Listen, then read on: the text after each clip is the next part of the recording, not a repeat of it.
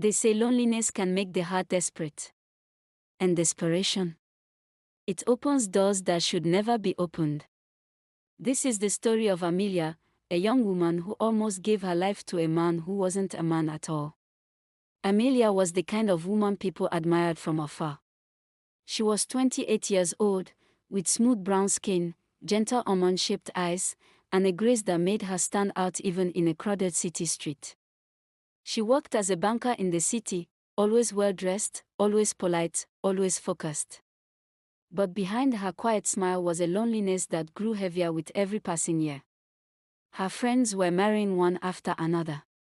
Her colleagues shared baby photos and anniversary dinners. Even her younger cousins were announcing engagements. And Amelia? She was always the bridesmaid, never the bride. Her family worried. Her mother would call late at night, her voice soft but pressing. "Amelia, you're not getting younger, my dear. Don't be too picky. Find someone, settle down." And Amelia would laugh, pretending not to care. But inside, the words stung. She wanted love. She wanted a husband. She wanted someone to look into her eyes and say, "You are my forever." But every relationship had ended in disappointment, men who lied, men who cheated, men who used her kindness and left without explanation. And so, slowly, Amelia's heart began to whisper, "Maybe love isn't meant for me."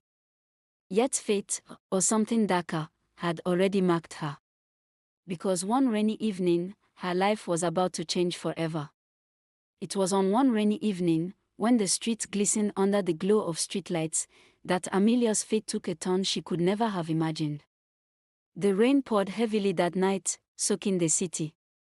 Amelia stood under a broken bus shelter, her umbrella useless against the storm. Her workday had been long, her heels ached, and the last thing she wanted was to be stranded in the rain. As she sighed, hugging her handbag closer, she noticed him. A tall man stood just a few feet away. His coat was dark, perfectly fitted, and though rain fell all around him, he seemed untouched by it. He wasn't shivering, he wasn't rushing for cover. He just stood there, watching the street with calm, steady eyes. When Amelia's eyes met his, he smiled. It wasn't the kind of smile that most men wore, a quick grin, mischievous, sometimes too confident. No. His was slow, deep, and strangely comforting, as if he had been waiting for her. He stepped closer. "Rough night, isn't it?" His voice was smooth, deep, and warm, like velvet against the storm. Amelia gave a small laugh. "That's one way to put it." Without asking, he lifted his umbrella and tilted it slightly to cover her.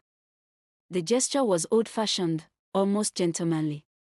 She felt an unexpected warmth under the shield of his umbrella. "I'm David," he said simply. "Amelia," she replied, her voice soft, her guard lowering. The conversation flowed easily, too easily. He asked about her work, her interests, her dreams. And somehow, he seemed to know exactly what to say, as though he could hear the loneliness hidden behind her polite answers. When her boss finally arrived, David didn't let the moment slip away. He reached into his coat pocket, pulled out a slim card, and handed it to her. No phone number, no email, just his name written in elegant handwriting, David. "I'll see you again," he said, with a certainty that startled her. Not a question. Not a hope. A promise. As Amelia boarded the bus, her heart raced. She glanced back through the fogged glass windows. David was still standing in the rain, calm, unmoving, his eyes fixed on her as the bus pulled away. That night, Amelia lay awake in bed, replaying every word, every smile, every glance. For the first time in years, she felt chosen. But little did she know, she wasn't chosen by love. She was chosen by something else entirely. From that night onward, David became a constant presence in Amelia's life. A presence so strong that she never questioned how quickly her world began to revolve around him. At first, it felt like a dream. David called the very next morning, his voice warm and steady, as if they had known each other for years. He didn't stumble over words or sound nervous, he spoke as though their bond had already been sealed. They met for coffee. Then for dinner. Then for long evening walks along the quiet city streets. Amelia was stunned by how much he seemed to know about her without her even telling him. He remembered her favorite coffee order after hearing it once. He quoted back the titles of the books she loved. He asked her about childhood dreams she hadn't shared with anyone in years. It was as though David could reach into her heart, pull out every hidden longing, and reflect it back to her. But there were little things Amelia should have noticed. David never spoke much about himself. Whenever she asked about his past, his family, his work, he would smile and brush the question away with vague answers. My story isn't important. What matters is you, Amelia. He never seemed to eat. On their dinners together, she noticed that his plate remained mostly untouched while hers emptied. He would only sip water, his eyes never leaving her face. And yet, Amelia didn't question him. Because for the first time in her life, she was adored. He appeared whenever she needed him. If her car broke down, David was already there, standing by her side before she could even call for help. If she worked late at the bank, she'd step outside only to find him waiting across the street. Her friends began to whisper. One evening, over drinks, her closest friend Clara leaned forward, lowering her voice. Amelia, don't you think he's moving too fast? You barely know him. He's everywhere. Doesn't that scare you? Amelia smiled, brushing off the concern. Clara, you don't understand. For once, I don't have to beg for someone's attention. He's not like the others. He makes me feel safe. But Clara wasn't convinced. Safe? Or trapped? Amelia laughed at the suggestion, though inside, a tiny part of her wondered. Still, she silenced the thought. Love was finally hers, and she would not let anyone ruin it. Within 6 months, David proposed. The proposal was nothing like the romantic dreams Amelia once had. There were no flowers, no dinner under candlelight, no family gathered to celebrate. Instead, it happened at midnight. The city was in darkness after a sudden power outage.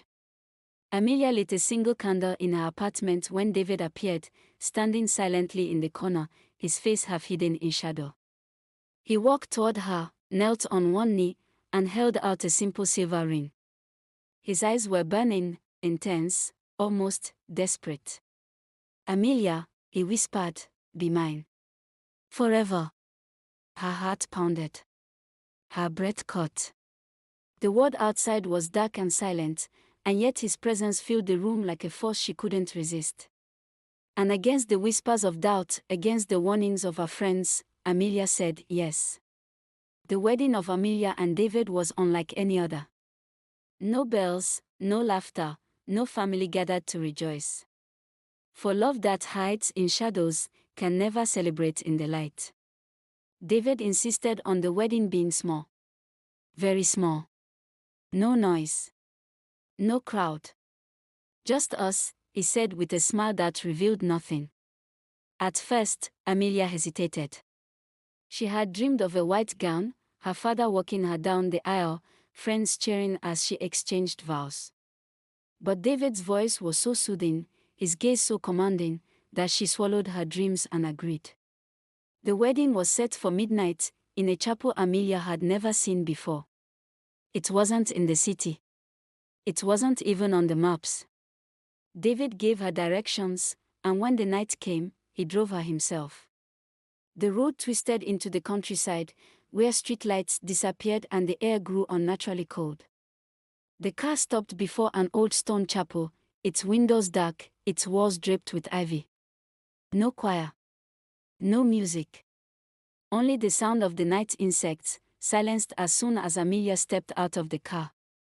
Inside, the chapel smelled of damp wood and old smoke. A single candle burned on the altar, flickering as if it feared the very air around it. Amelia wore a pale dress, simple, borrowed, and unremarkable. Yet when David took her hand, his grip was ice cold, and his eyes seemed to glow faintly in the candlelight. There was no priest. Only an old man, hunched and frail, his eyes cloudy with age, who muttered words Amelia couldn't understand. His voice echoed through the empty chapel like a chant, hollow and unsettling. Amelia's heart pounded as the vows were spoken. Do you, Amelia, give yourself to David? Not just in life, but beyond it. For all eternity. The words felt strange. Wrong. But David's gaze held her captive. His hand, though cold, tightened around hers until she could no longer breathe.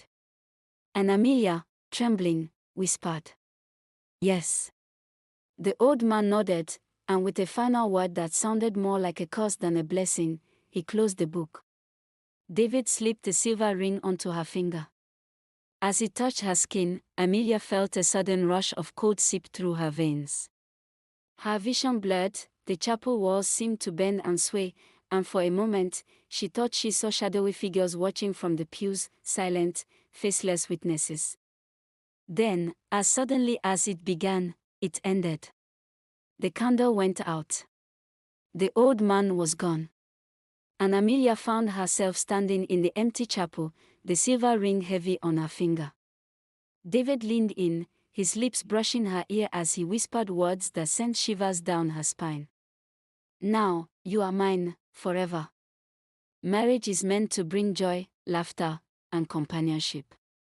But for Amelia, it brought silence, shadows, and a love that began to feel more like a cage than a comfort. At first, everything seemed normal. David was attentive, kind, always by her side. Too much by her side. He was everywhere. When she left for work, he was standing outside her building. When she went to lunch with Clara, she caught him across the street, watching.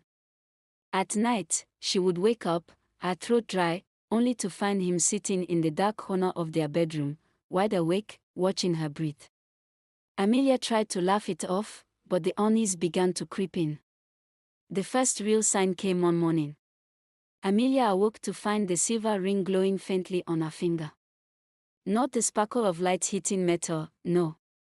It pulsed, as though alive, as though it carried a heartbeat of its own. She gasped, tugged at it, but no matter how hard she tried, the ring would not come off. It burned cold against her skin. That day, at the bank, her colleagues noticed she looked pale. Clara leaned over and whispered, "Amelia, are you okay?" But before she could answer, a reflection in the glass wall caught her eye. It was David, standing behind her, inside the bank, watching. But when she turned, he wasn't there. Her pen slipped from her hand. A chill ran down her spine. She excused herself and rushed to the restroom, splashing water on her face. In the mirror, she saw herself, exhausted, hollow-eyed, and behind her, for a split second, she thought she saw a shadowy figure with David's face, eyes glowing faintly. The second sign came at night. Amelia began to hear whispers. At first, she thought they were dreams, low voices calling her name from the walls, the corners, the very air around her. But they grew louder. Clearer. Amelia. Amelia, forever, forever. She would wake trembling, clutching the sheets, only to find David beside her, smiling in his sleep, or was he really asleep? His eyes sometimes opened in the dark, unblinking, as though he didn't need rest. The third sign was undeniable. Amelia visited her parents one weekend. They welcomed her warmly, but as they reached for her hand, her mother gasped. "Amelia, what is this?" Her skin was colder than ice. Her pulse, almost impossible to feel. Her father frowned deeply. "Child, are you sure you're well? You don't look like yourself." And before she could answer, the silver ring burned against her finger. She yelped, pulling her hand away. David appeared at the door, not smiling, not speaking. Just standing there, as though he had been waiting. Her parents exchanged uneasy glances. That night, when Amelia lay in bed, her mother whispered through the crack of the door. "Amelia, something is wrong with this man. I feel it in my bones. Please, be careful." But Amelia, bound by a force she couldn't understand, simply nodded, pretending not to hear. Because deep down, she already knew. This wasn't just love. This was something else. Something darker. They say every lie eventually unravels, but what happens when the truth is more terrifying than the lie itself? Amelia was about to discover the secret of the man she called her husband. The whispers had grown unbearable. Every night, Amelia woke to voices circling her, whispers that twisted into cries. The silver ring paused against her finger, almost alive. She was growing weaker, her reflection in the mirror looking less like herself each day, cheekbones sharper, skin pale, eyes shadowed. Clara, her friend, was the first to confront her. "Amelia, you're scaring me," Clara said one evening, grabbing her arm. "You don't laugh anymore. You don't eat. It's like something's draining the life out of you." Amelia wanted to deny it, but the truth was too heavy. So instead, she whispered, "Clara, something's wrong with David." Clara leaned closer. "What do you mean?" Amelia swallowed hard, her voice trembling. "He doesn't sleep. He doesn't blink sometimes. And the ring, Clara, it won't come off." Clara's eyes widened. "That's not normal, Amelia. Please, let me help you." But before Amelia could answer, her phone buzzed. A message. From David. "Don't be late. Dinner is waiting." Her blood ran cold. She hadn't told him where she was. She hadn't told him she was with Clara. He always knew. That night, Amelia couldn't hold it in anymore. She waited until David left, if he truly left, and crept into his study. It was the one room he always kept locked, but tonight, the door was strangely ajar. Inside, the air was heavy, damp, smelling faintly of earth and decay. Books lined the shelves, not ordinary books, but old, crumbling tomes with titles in languages she couldn't read. Symbols were scratched into the walls, spirals and marks that made her dizzy to look at. And then, on the desk, she found it. An old, faded photograph. Her breath caught in her throat. It was David. Same face. Same eyes. Same calm smile. But the photograph was dated 1897. Her hands shook as she flipped through more photos scattered in the drawer. David standing beside women in gowns from different eras, 1905, 1920, 1943. Always the same face. Always the same eyes. The women different. All beautiful. All smiling. All wearing the same silver ring. Her stomach dropped. She scanned frantically until she found a newspaper clipping. Young bride found dead in her home, body cold, no cause determined. Husband missing. Another clipping. Mysterious death of newlywed woman, police baffled. Dozens of clippings. Dozens of women. Always the same ending. Amelia's chest tightened as the truth sank in. David wasn't just a man. He was something else. Something that had lived for over a century, moving from city to city, woman to woman, feeding on them, binding them with that cursed ring until their lives drained away. And now, she was the next. The floor creaked. Amelia froze. Slowly, she turned, and there he was. David. Standing in the doorway, his eyes glowing faintly in the dark. He smiled, softly, almost tenderly. "I told you," he whispered, stepping closer. "You are mine. Forever." When the walls close in and the shadows breathe down your neck, there comes a moment when fear must give way to courage. For Amelia, that moment had come. She had seen the truth, and now, she had to run. Amelia's hands trembled as she backed away from David. His smile never faltered, calm and almost loving. But his eyes told another story. They glowed faintly, like embers in a dying fire. "David," she whispered, her voice cracking. "What are you?" He tilted his head, as though amused by the question. "I am what I've always been. A man who keeps his promises.